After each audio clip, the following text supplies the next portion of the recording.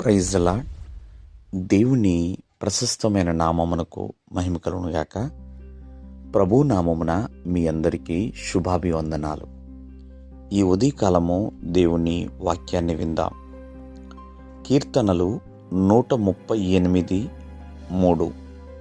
నా ప్రాణములో త్రాణ పుట్టించి నన్ను ధైర్యపరిచితివి. ప్రియులారా, భక్తుడైన దావీదు ఈ కీర్తన రాస్తున్నాడు. నా ప్రాణములో అంటే నా హృదయములో, నా అంతరంగములో బలమును పుట్టించి నన్ను ధైర్యపరిచితివి.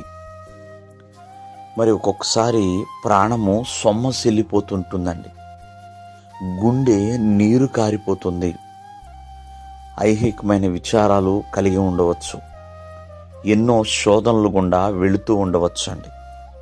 అటువంటి పరిస్థితుల్లో ఖచ్చితముగా దేవుణ్ణి నమ్మిన వారిని, దేవుని మీద ఆధారపడిన వారందరికీ, దేవునికి మొర్రపెట్టే వారందరికీ కూడా దేవుడు బలమును ధైర్యమును సమకూర్చువాడండి.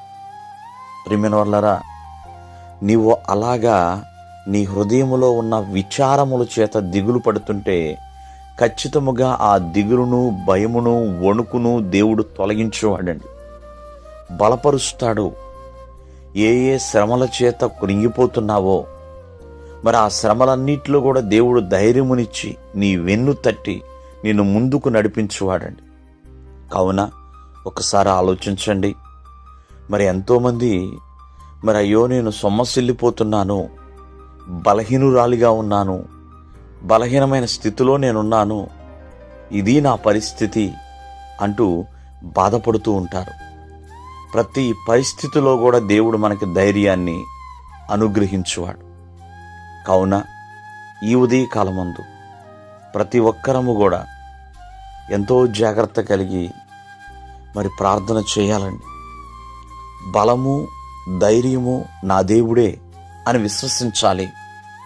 విశ్వసించిన వాడు కలవరపడను అని దేవుని యొక్క వాక్యం సెలవిస్తుంది.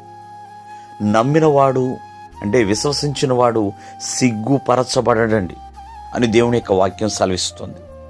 అంతేకాకుండా నెమ్మదిని దేవుడు అనుగ్రహించువాడు, నిరీక్షణని దేవుడు అనుగ్రహించువాడు. కావున ఏ హృదయ విచారముల చేత కృంగిపోయి ఉన్నారో దేవుడు ఖచ్చితముగా నీ మనస్సులో బలమునిస్తాడు, ధైర్యాన్ని పుట్టిస్తాడు. దేవుడు మిమ్మల్ని దీవించునుగాక. ఆమేన్.